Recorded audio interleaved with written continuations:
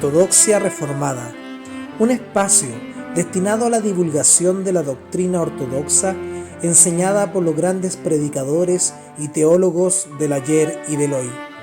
Deseamos que Dios le bendiga. Soli Deo Gloria.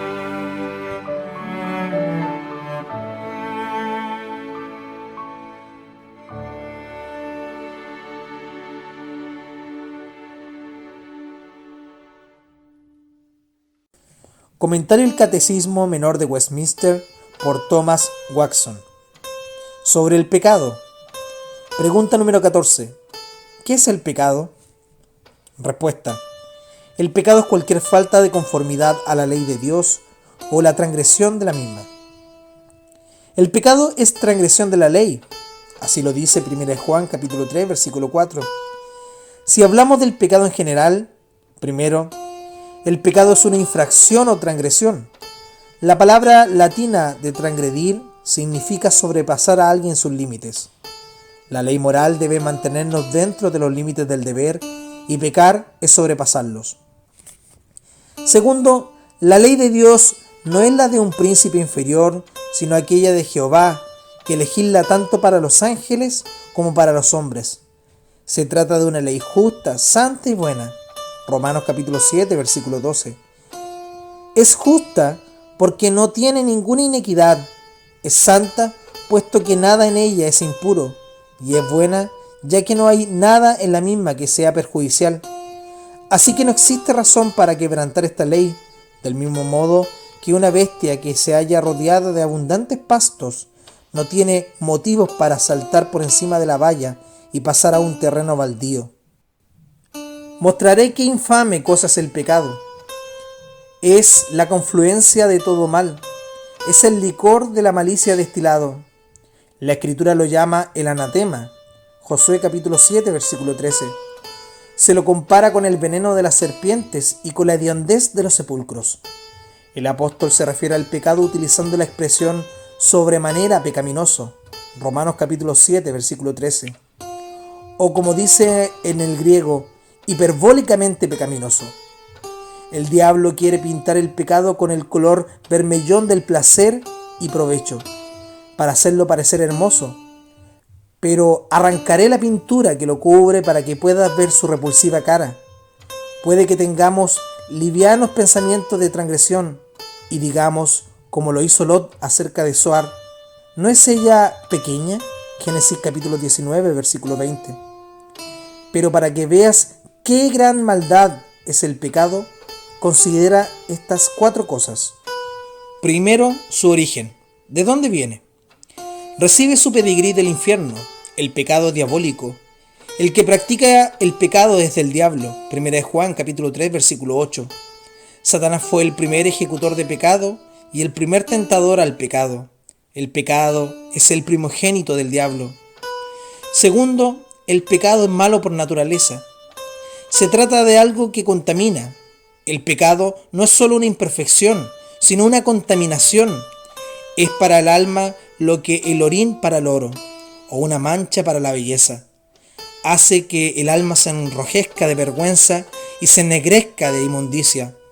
El pecado se compara en las Escrituras como un trapo menstrual, Isaías capítulo 30, versículo 22, y con una plaga en el corazón, Primera de Reyes capítulo 8, versículo 38. Las viles vestiduras de Josué, con que estaba delante del ángel, no eran sino un tipo y un símbolo del pecado. Zacarías capítulo 3, versículo 3. El pecado ha borrado la imagen de Dios y ha manchado reluciente brillo del alma. Hace que Dios aborrezca al pecador. Zacarías capítulo 11, versículo 8. Y cuando un pecador ve su pecado, se aborrece a sí mismo. Ezequiel capítulo 20, versículo 43. El pecado inyecta veneno en nuestras cosas santas, infecta nuestras oraciones.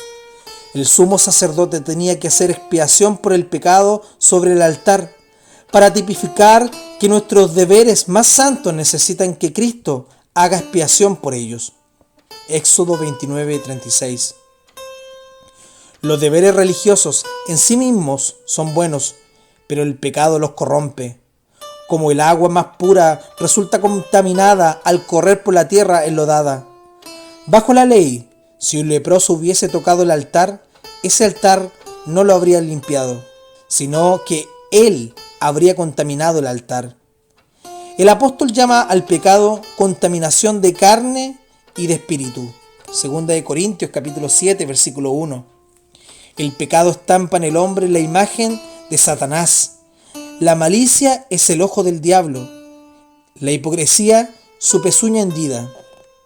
¿No os he escogido yo a vosotros los 12 y uno de vosotros es el diablo? Dice Jesús. Juan capítulo 6, versículo 70. El pecado entristece al Espíritu de Dios. No contristéis al Espíritu Santo de Dios. Efesios capítulo 4, versículo 30. Entristecer es peor que irar. ¿Cómo puede decirse que el Espíritu se contrista? Siendo Dios, no puede estar sujeto a ninguna pasión. Se trata de una expresión metafórica. Se dice que el pecado entristece al Espíritu porque constituye un agravio contra él, el cual el Espíritu recibe de manera poco afable y, por así decirlo, se toma a pecho. ¿Y no es muy grave entristecer de este modo al Espíritu Santo? El Espíritu descendió en semejanza de paloma y el pecado hace que esta bendita paloma se duela. Aunque fuera solo un ángel, no deberíamos entristecerlo, a menos aún tratándose del Espíritu de Dios. ¿No es lamentable que entristezcamos a nuestro Consolador? El pecado es un acto de contumacia contra Dios, un caminar en hostilidad contra el cielo. El pecador pisotea la ley de Dios, traspasa su voluntad, hace cuanto puede por afrentar a Dios, es más, por escupirle. La palabra hebrea para pecado es pasha, que significa rebelión. En cada pecado puede verse el corazón de un rebelde. El pecado atenta contra la deidad misma. El pecado, si pudiera, asesinaría a Dios. El pecado le gustaría no solo destronar a Dios, sino despojarle de su deidad. Si fuera por el pecador, Dios no seguiría siendo Dios. El pecado es un acto de falsedad y crueldad. Dios alimenta al pecador, le guarda de muchos males, le asombra con sus misericordias. Pero el pecador no solo se olvida de las misericordias divinas, sino que abusa de ellas. La misericordia le afecta para mal. Es como Absalón, quien tan pronto como David le hubo besado y recibido en su favor, maquinó la traición contra él. Segunda de Samuel capítulo 15, versículo 10. O como la mula, que una vez que su madre le ha dado de mamar, le propina coces. ¿Es este tu agradecimiento para con tu amigo? Segunda de Samuel capítulo 16, versículo 17. Dios podría recriminar al pecador diciéndole: yo te he dado tu riqueza, tu fuerza y tus posesiones, pero tú me devuelves mal por bien, me hieres con mis propias misericordias. ¿Es este tu agradecimiento para con tu amigo? ¿Te he dado la vida para que peques? ¿Te he pagado tu salario para que sirvas al diablo? El pecado es una enfermedad. Toda cabeza está enferma. Isaías capítulo 1, versículo 5. Algunos están enfermos de orgullo, otros de lujurias, otros de envidia. El pecado ha trastornado las funciones intelectuales del hombre. Es una lepra de la cabeza. Ha envenenado las partes vitales del ser humano. Su mente, su conciencia están corrompidas. Con el pecador sucede como con el enfermo, que tiene el paladar perturbado y las cosas dulces le saben amargas. Con el pecador sucede como con el enfermo, que tiene el paladar perturbado y las cosas dulces le saben amargas. La palabra que es dulce más que la miel y que la que destila del panal, Salmo 19:10, tiene un gusto amargo para él. El pecador pone lo dulce por amargo, Isaías capítulo 5, versículo 20. Se trata de una enfermedad y nada puede curarla sino la sangre del médico.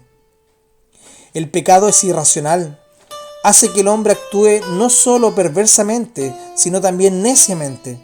Es absurdo e irracional preferir lo menor a lo mayor.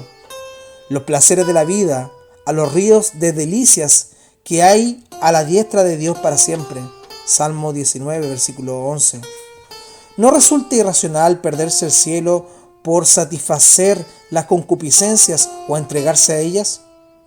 Es como el caso de Lisímaco, quien por un trago de agua perdió un reino. ¿No es irracional gratificar al enemigo? Con el pecado así lo hacemos.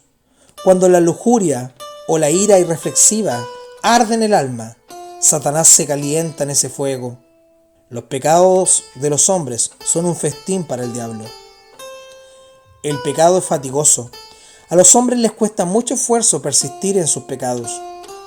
¿Cuántos se cansan haciendo el duro trabajo de Satanás? Pescan hasta el cansancio. Jeremías capítulo 9, versículo 5. ¿Qué fatiga se tomó Judas para ejecutar su traición? Fue al sumo sacerdote y luego a un grupo de soldados, y más tarde volvió al huerto. Crisóstomo dice que la virtud es más fácil que el vicio. Supone más esfuerzo para algunos persistir en sus pecados que para otros adorar a Dios. Aunque el pecador sufre dolores de parto, da a luz su pecado con pesar. Es lo que se llama ser esclavo de concupiscencias y deleites diversos. No se trata de goce, sino de esclavitud. ¿Por qué? No solo por el servicio al pecado, sino por la dura faena. Muchos hombres van al infierno con el sudor en su frente. El pecado es la única cosa hacia la que Dios siente antipatía. Dios no aborrece a alguien porque sea pobre o despreciado en el mundo, como tampoco tú odias a un amigo porque esté enfermo. Pero lo que despierta intensa aversión a Dios es el pecado. Por eso dice, no hagáis esta cosa abominable que yo aborrezco. Jeremías capítulo 44, versículo 4. Y ciertamente, si un pecador muere estando bajo el aborrecimiento divino, no puede ser admitido en las moradas celestiales. ¿Permitirá Dios que el hombre al que aborrece viva con él? ¿Permitirá Dios que el hombre al que aborrece viva con él? Dios jamás meterá una víbora en su seno. Las plumas del águila no se mezclarán con las de las otras aves. Así tampoco Dios se mezclará o asociará con un pecador. No hay posibilidad de llegar a donde Dios está hasta que el pecado haya sido quitado. Considera la maldad del pecador, el precio que se pagó por él. El expiarlo costó la sangre de Dios. Oh hombre, dice Agustín, considera la magnitud de tu pecado por el precio tan alto que se pagó por el pecado. Ni todos los príncipes sobre la tierra, ni todos los ángeles del cielo podían satisfacer esa deuda. Solo Cristo podía. Es más, la obediencia activa de Cristo no era suficiente para expiarlo. Jesús tenía que sufrir sobre la cruz, ya que sin sangre no hay remisión. Hebreos capítulo 9, versículo 22. ¿Qué cosa tan maldita ha de ser el pecado cuando Cristo tuvo que morir por él? La maldad del pecado no se manifiesta en que millares de personas sean condenadas por su causa, sino más bien en el hecho de que Cristo muriera por él. El pecado tiene efectos perversos. El pecado nos ha degradado de nuestra honra. Rubén perdió su dignidad por el incesto, y aunque era el primogénito, no pudo heredar lo que le correspondía. Génesis capítulo 49, versículo 4. Dios nos hizo a su propia imagen, poco menores que los ángeles. Salmo capítulo 8, versículo 5. Pero el pecado nos ha envilecido. Antes que Adán pecase, era como un heraldo que lleva su escudo de armas sobre sí, a quien todos reverencian, porque es portador del emblema real. Pero, despojado del mismo, será menospreciado y ningún hombre lo tomará en consideración. Esto es lo que ha llevado a cabo el pecado. Ha arrancado nuestro escudo de inocencia y nos ha hecho viles, volviendo nuestra honra en infamia. El pecado perturba la paz del alma. Todo lo que contamina perturba. Así como el veneno atormenta los intestinos y corrompe la sangre, lo mismo hace el pecado con el alma. Isaías capítulo 57, versículo 21. El pecado produce un temblor en el corazón, crea miedos, porque lleva en sí castigo. Primera de Juan capítulo 4, versículo 18. El pecado causa angustiosas convulsiones en la conciencia. Judas se sintió tan aterrado por la culpa y el pavor que se ahorcó para callar así su conciencia. ¿Y no supone un mal remedio el lanzarse al infierno en busca de alivio? El pecado produce todo mal transitorio. Pecado cometió Jerusalén, por lo cual ella ha sido removida. Lamentaciones capítulo 1, versículo 8. El pecado es el caballo de Troya que lleva en su vientre espada, hambre y pestilencia. Es un carbón que no solo mancha, sino que también quema. Es la causa de todos nuestros problemas. Pone gravillas en nuestro pan. Proverbios capítulo 20, versículo 17. Y ajenjo en nuestra copa. Lamentaciones capítulo 3, versículo 15. El pecado dispara el rollo volador de las maldiciones divinas contra una familia o contra un reino. Zacarías capítulo 5, versículos del 2 al 4. Se cuenta que, habiendo construido el emperador Focas un imponente muro alrededor de su ciudad, se oyó una voz que decía: el pecado está dentro de la ciudad y derribará su muro. El pecado sin arrepentimiento causa la condenación final. El cancro que desarrolla la rosa es la causa que ésta perezca, y las corrupciones que desarrolla el alma de los hombres producen la condenación de ellos. El pecado sin arrepentimiento lleva a la muerte segunda, a la que Bernardo llamó una muerte siempre muriendo. El placer del pecado al final se convertirá en llanto, como el rollo que comió el profeta, y que fue dulce en su boca, pero amargo en su vientre. Ezequiel capítulo 3, versículo 3, Apocalipsis capítulo 10, versículo 9. El pecado enciende la ira de Dios y no hay cubos ni bombas de agua que puedan apagar ese fuego. El gusano de ellos no muere y el fuego nunca se apagará. Marcos capítulo 9, versículo 44. Considera qué mal tan mortífero es el pecado y lo extraño que resulta que alguien lo ame. ¿Hasta cuándo amaréis la vanidad? Salmo capítulo 4, versículo 2. Miran a dioses ajenos y aman frascos de vino. Oseas capítulo 3, versículo 1. El pecado es un plato al que los hombres no pueden renunciar, aunque los pongan enfermos. ¿Quién vertiría agua de rosas en un canalón? Qué lamentable es que un sentimiento tan dulce como el amor se vierta sobre algo tan repugnante como el pecado. El pecado pone un aguijón en la conciencia y acarrea la maldición sobre los bienes del individuo. Sin embargo, los hombres los aman. El pecador es la persona que más cosas se niega a sí mismo, ya que su pecado le privará de un sitio en el cielo. Haz cualquier cosa menos pecar. Odia el pecado. Hay más maldad en el menor de los pecados que en el mal físico más grande que pueda sobrevenirnos. El armiño prefiere morir antes que contaminar su maravillosa piel. Es mucho peor una gota de pecado que un mar de aflicciones. La aflicción no supone más que un desgarrón en la casaca, pero el pecado es un agujero en el corazón. En la aflicción hay algo de bien. Es posible encontrar alguna miel en ese león, como Sansón. Jueces capítulo 14, versículo 8. Bueno es para mí ser afligido. Salmo 119, versículo 71. La aflicción es el mayal de Dios para aventar nuestras cáscaras, no para consumirnos, sino para refinarnos. Dice Agustín, pero en el pecado no hay bien alguno. Es el espíritu la quinta esencia de la maldad. El pecado es peor que el infierno, ya que el infierno es una carga solo para la criatura, mientras que el pecado lo es también para Dios. He aquí, yo estoy oprimido debajo de vosotros como está oprimida una carreta llena de gavillas. Amós capítulo 2, versículo 13. Si el pecado es un mal tan grande, qué agradecido deberías estar a Dios de que se haya llevado tu pecado. He quitado de ti tu pecado. Zacarías capítulo 3, versículo 4. Dice, si tuvieras una enfermedad física, como la peste o la hidropesia, ¿no estarías sumamente agradecido de que se te librara de ella? ¿Cuánto más entonces, si es del pecado de lo que se te libera? Dios quita la culpa del pecado por su gracia perdonadora y el poder del mismo por su gracia mortificadora. Agradécele que esta enfermedad no sea para muerte. Juan capítulo 11, versículo 4. Porque Dios ha cambiado tu naturaleza. Injertándote en Cristo, te ha hecho partícipe de la dulzura de su olivo. Romanos capítulo 11, versículo 17. Porque el pecado, aunque esté vivo, ya no reina, sino que el mayor sirve al menor.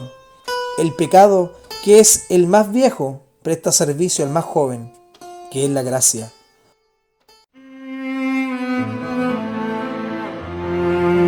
Ortodoxia Reformada, un espacio destinado a la divulgación de la doctrina ortodoxa enseñada por los grandes predicadores y teólogos del ayer y del hoy.